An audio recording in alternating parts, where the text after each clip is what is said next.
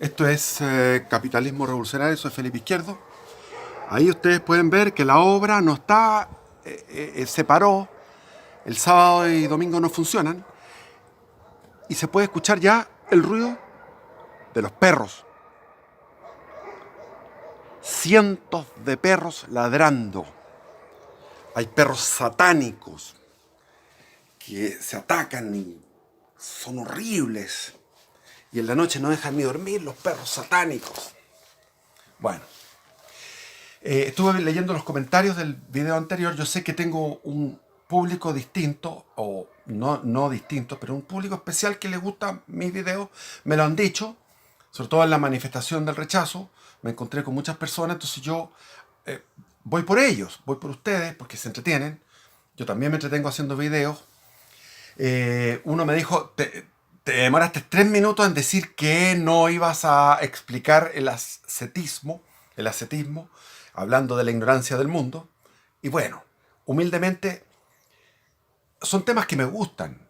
Yo una vez me leí todo lo que era un automóvil, el sistema mecánico, el motor a explosión, los sistemas de transmisión de fuerza, etcétera, la carrocería, todo lo que era un automóvil. Lo encontré un milagro tecnológico fantástico, pero no me acuerdo nada. O sea, ustedes me hacen un examen de eso y me saco un uno.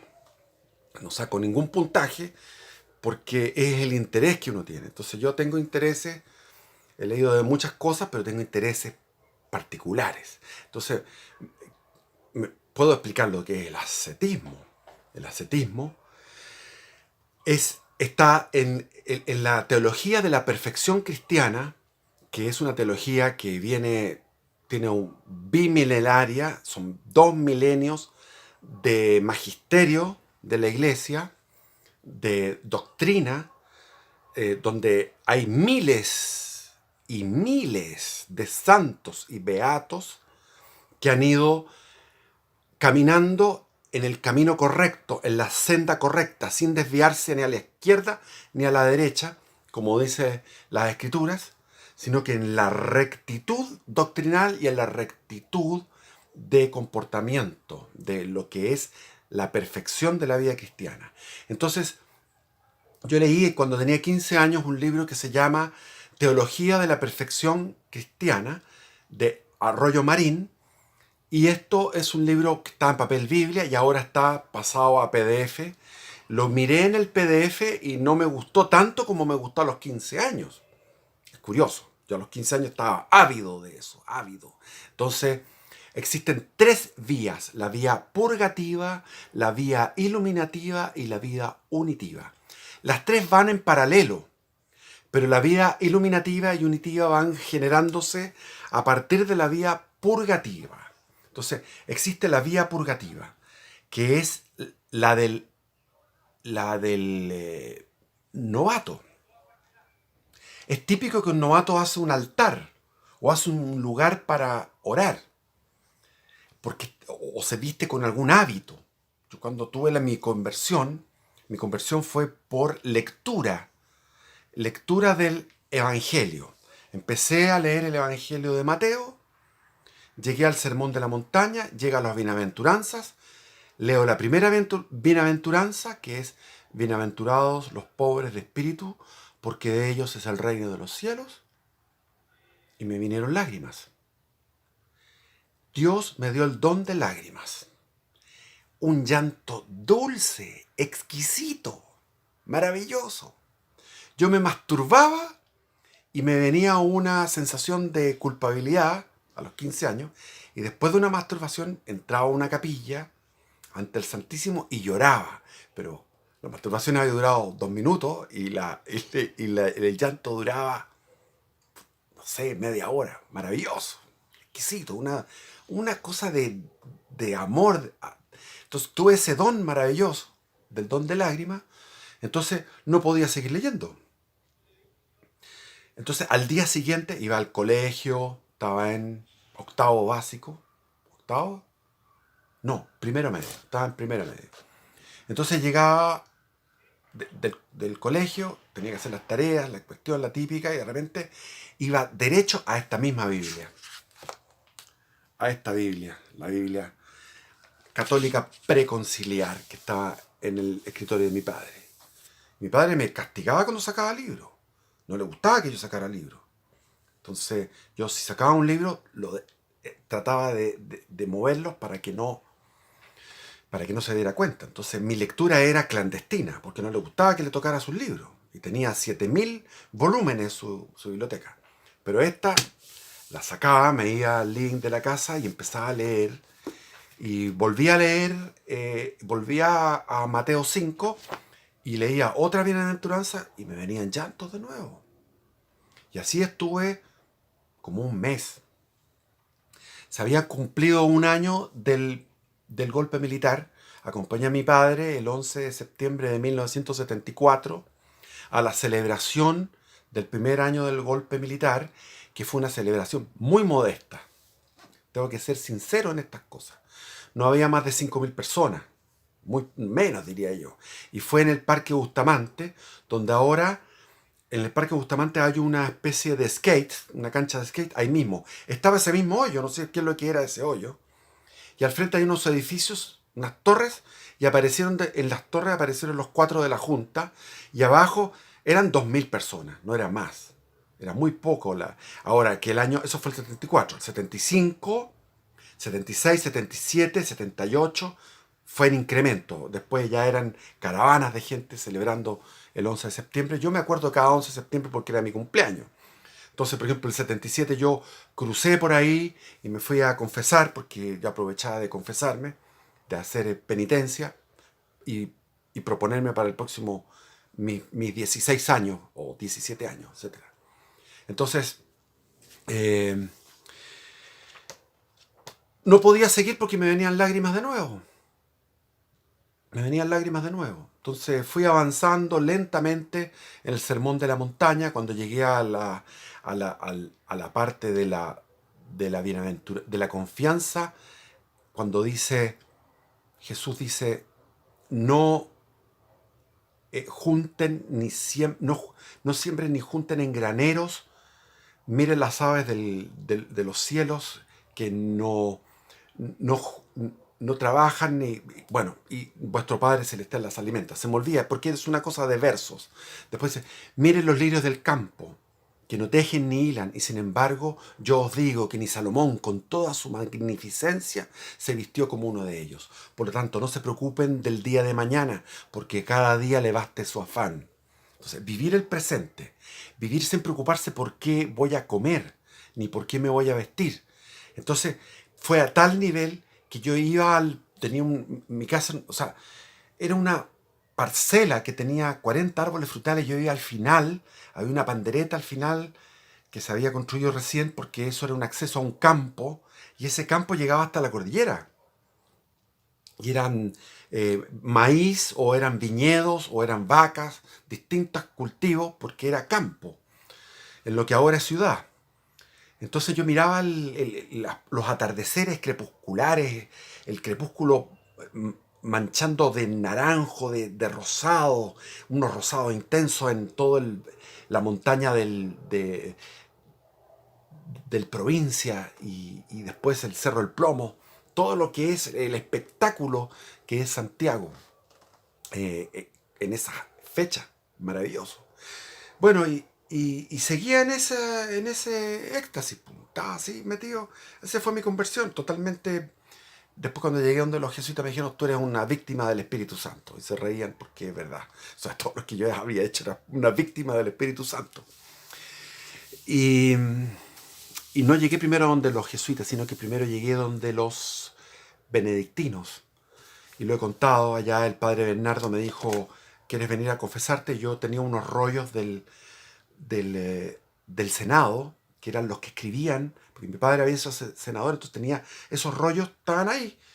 Entonces escribía y me encontré un libro antiguo en unos baúles, encontré la Imitación de Cristo, encontré libros de devociones del siglo XIX, de la familia mía. Entonces había exámenes de conciencia, entonces hice un examen de conciencia muy riguroso para hacer una confesión general y me atendió el padre Bernardo, benedictino, que me contaba que estaba saliendo recién de un rosario porque él rezaba un rosario por la salud de Franco.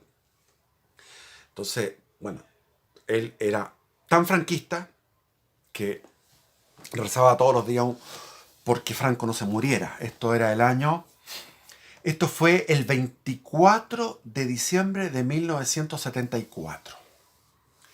Había terminado de leer el Evangelio de Mateo entre lágrimas, de gozo, de alegría, y me faltaban los otros 3 evangelios.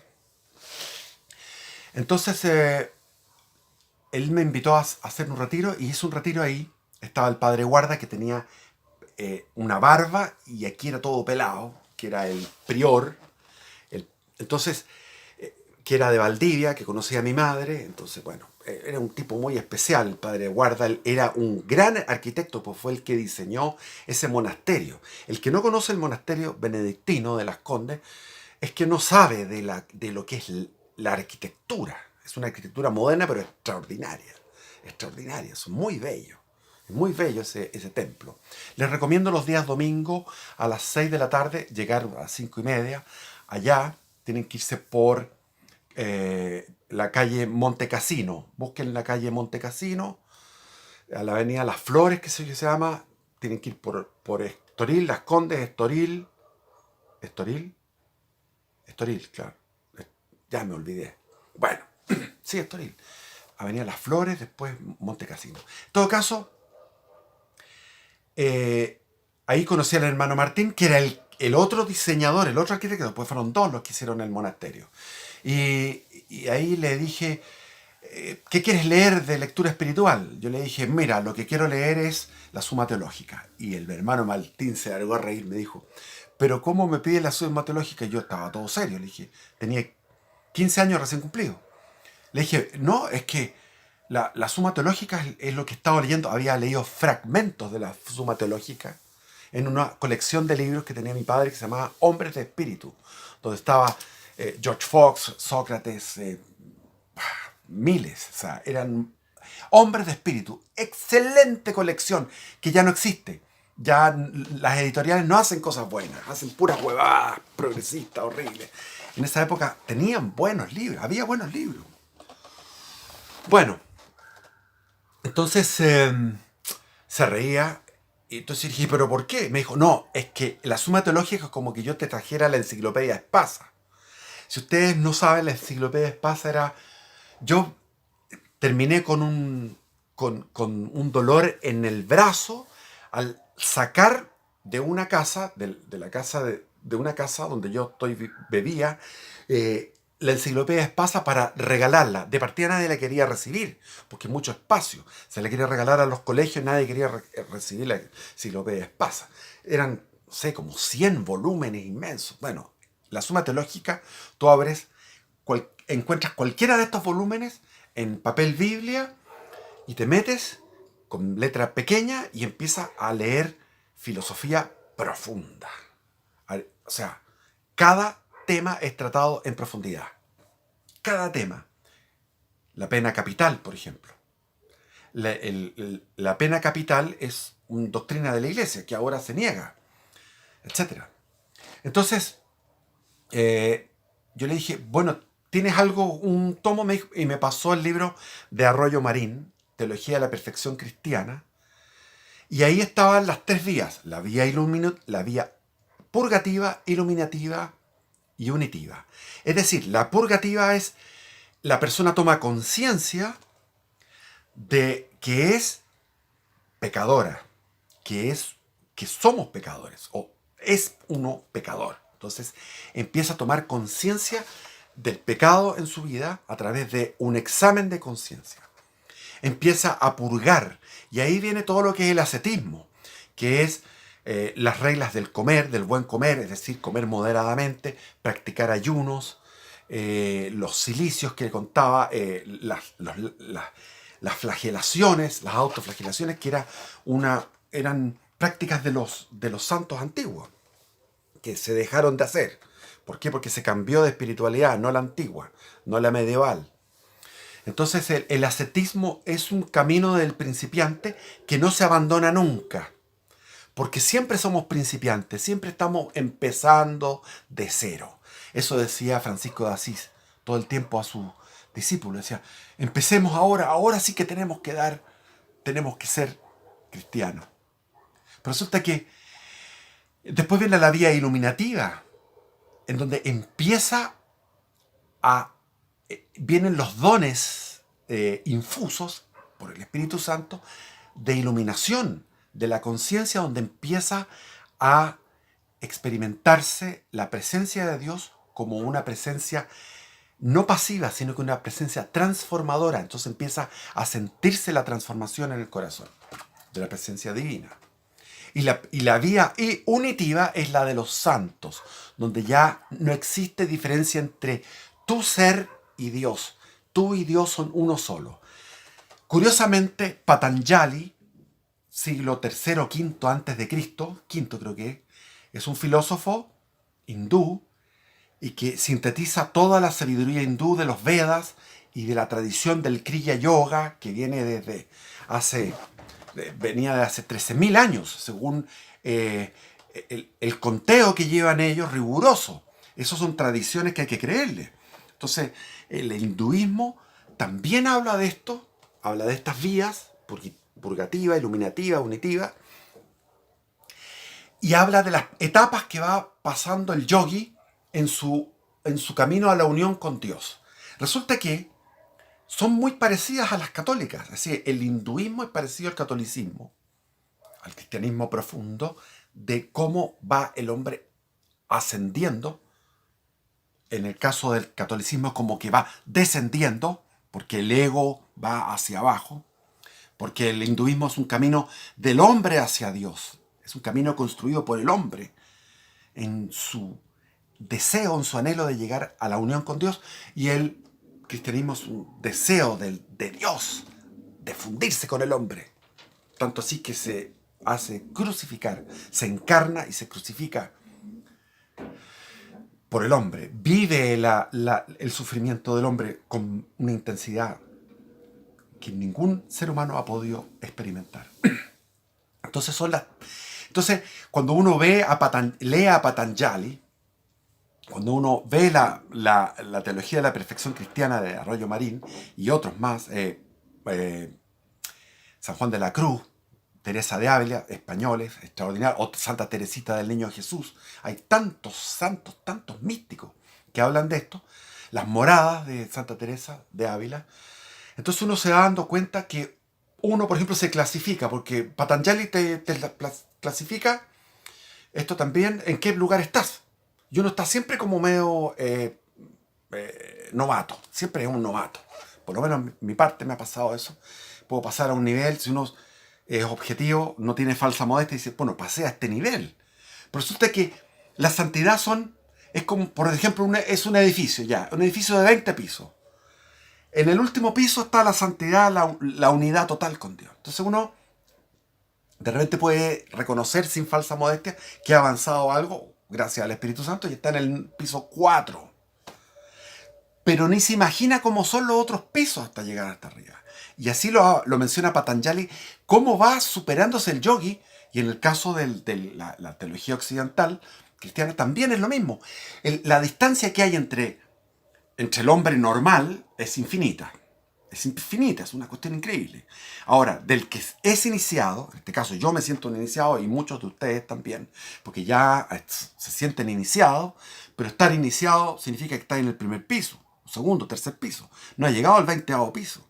Hay una cantidad de pisos para llegar hasta arriba, que uno no lo ha experimentado. Entonces, quedé impresionado con eso. Y ahora no hay santos. ¿Por qué? San Luis, rey de Francia, que era rey de Francia, que evitó guerras, cedía territorios para evitar guerras.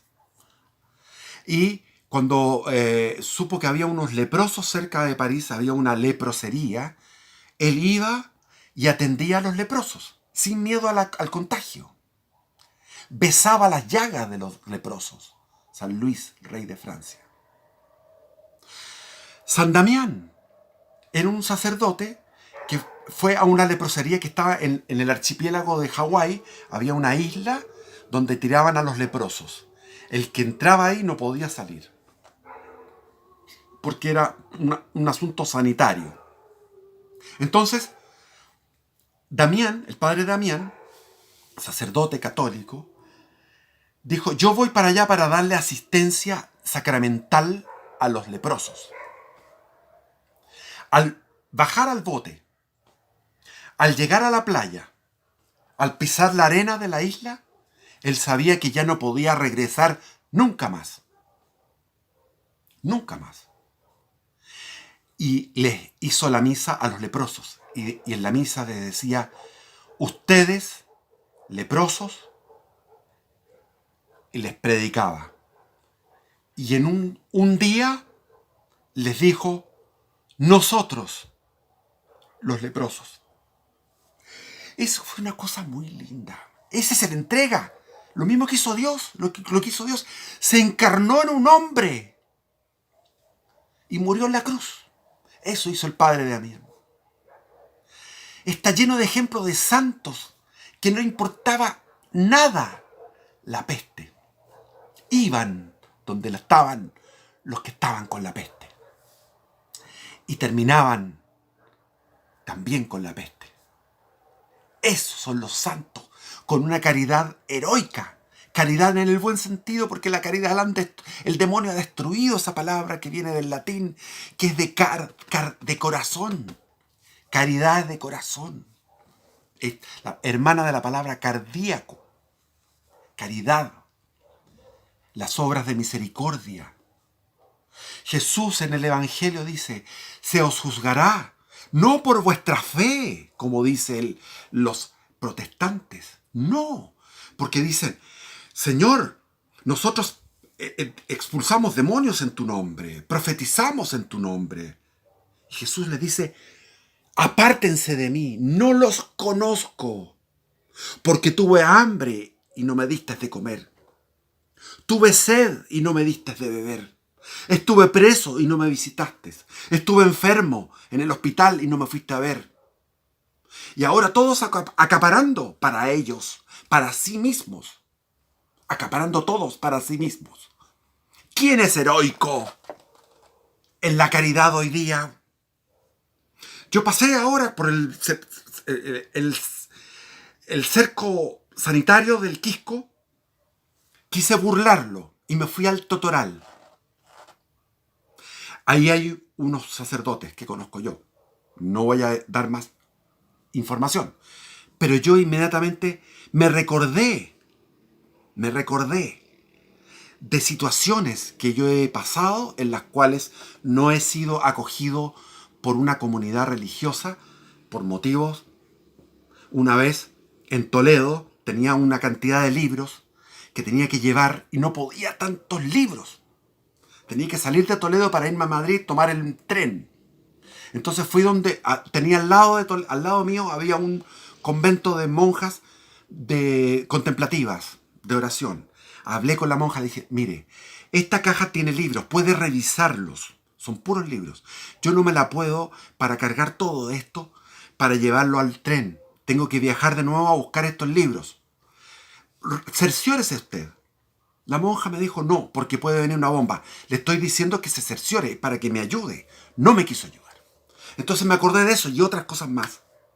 Como una vez que estaba orando en una iglesia y vino un religioso y me agarró del brazo y me expulsó. O sea, interrumpió mi oración y me sacó de ahí.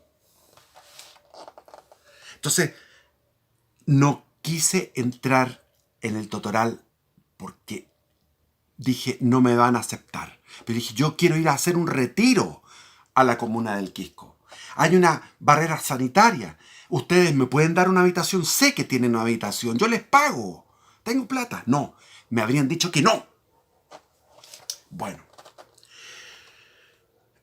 La santidad, la vía purgativa. Nadie está haciendo vía purgativa. Estamos en Cuaresma.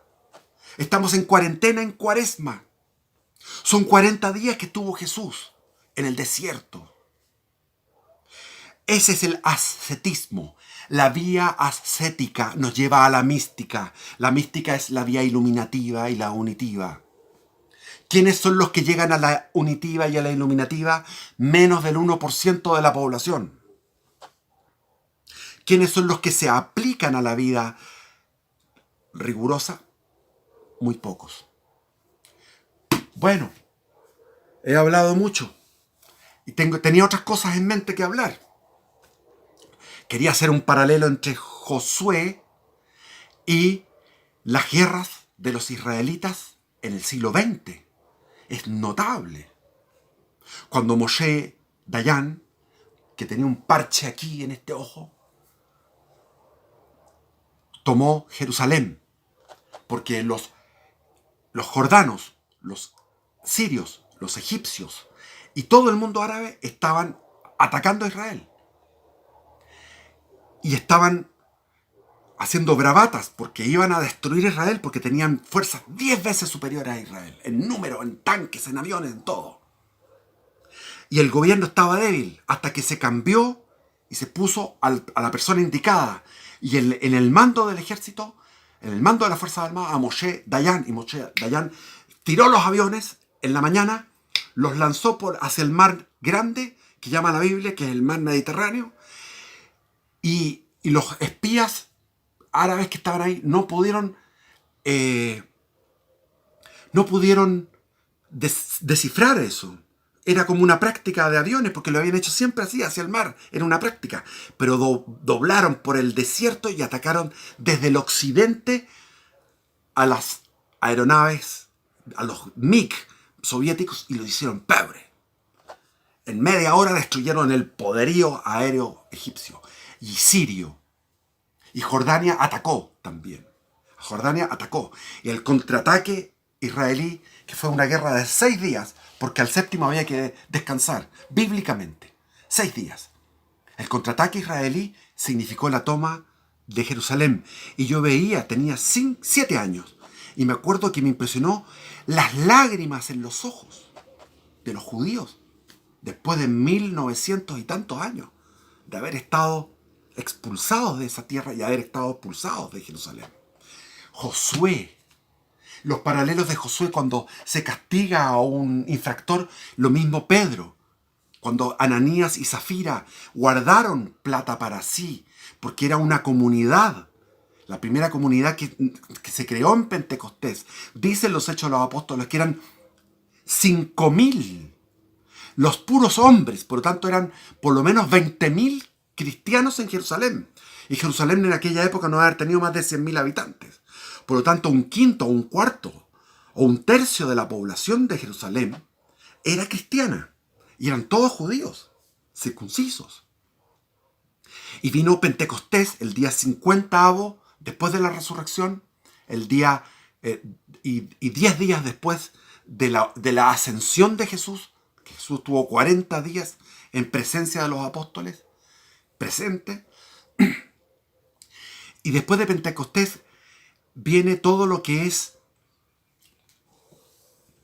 Ya se me llenó la mente en un taco que están todos los autos tocando la bocina. Están todos los autos tocando la bocina. Todos quieren entrar a hablar. Me congestioné. Después me voy a acordar. Después me acuerdo y digo, no dije esto, no dije lo otro. Ahora quiero seguir en video. El que me quiere seguir, que me siga. Ay, Señor, algo iba a decir. Bueno, y todos pusieron plata, toda su plata. Acuérdense de Bernabé, el que salió con Saulo de Tarso, con Pablo, a predicar, que era de Chipre. Era un millonario, entregó toda su riqueza. Después otros entregaban distintos niveles de riqueza, pero los millonarios es mucho más mérito porque entregaban un montón de plata a la comunidad.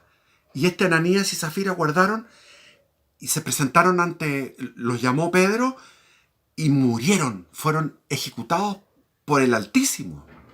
Y la juventud que estaba ahí los tomó y los llevó a la fosa común, porque había un mandato de llevarlos luego, no podían quedar ahí. Y hay otros lugares, en el mismo los Hechos de los Apóstoles, a un procurador romano, que un ángel le clava una espada al procurador romano. O sea, ejecuciones del mismo Dios.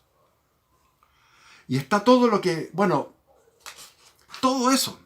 Esto es una entretención. Esto es una entretención fantástica. Imagínense que son 73 libros. La Biblia son 73 libros. Y en 3 páginas, o sea, las 3 páginas de Josué no las he podido resumir. Hay más hechos. Hay que leerlas. No se puede. O sea, no se pueden resumir. Porque están ya, la Biblia ya es una condensación. Ya es una supercondensación. Así los exégetas, que son los que estudian, hacen una exégesis, una interpretación, donde van palabra por palabra, van viéndolo en el hebreo, en el griego antiguo, en el caso de Lucas, descubren, entonces pueden decir, como él era doctor, de profesión era médico, podía hacer una interpretación, esto significa tal cosa. En todo caso hay una prueba interna de los textos, porque ahí me acuerdo que en los textos de Lucas hay afirmaciones muy científicas de tipo de médico. Y después cuando habla de la navegación en los Hechos de los Apóstoles, habla de la navegación cuando tuvieron ese temporal gigante que Pablo iba profetizando lo que iba a ir pasando, que terminaron náufragos. Él va contando todos los detalles de la navegación, porque eso cuando uno lo aprende nunca se lo olvida. Yo como fui navegante también me encanta la luz verde, la luz roja, estribor, babor, todas las cosas de la navegación. Y Lucas lo describe como testigo presencial. Y estuvo 2 años, no sé si fueron 2 años que estuvo Pablo preso en Cesarea, preso del procurador romano, del sucesor de Pilatos, y ahí estuvo 2 años entrevistando a María, a la Madre de Jesús, entrevistando a todos los que habían tenido participación en la vida pública de Jesús y en toda la vida de Jesús. Entonces, construye un evangelio muy contundente, Lucas. En fin, ya he hablado mucho. Duc in altum, viva Cristo Rey. Es mejor morir por Cristo Rey que morir por la patria. Por lo tanto, si hay una guerra civil o cualquier cosa y vamos a ser mártires, yo no voy a decir viva Chile, voy a decir viva Cristo Rey. Y gano el tiro, los méritos. Bendiciones, un abrazo.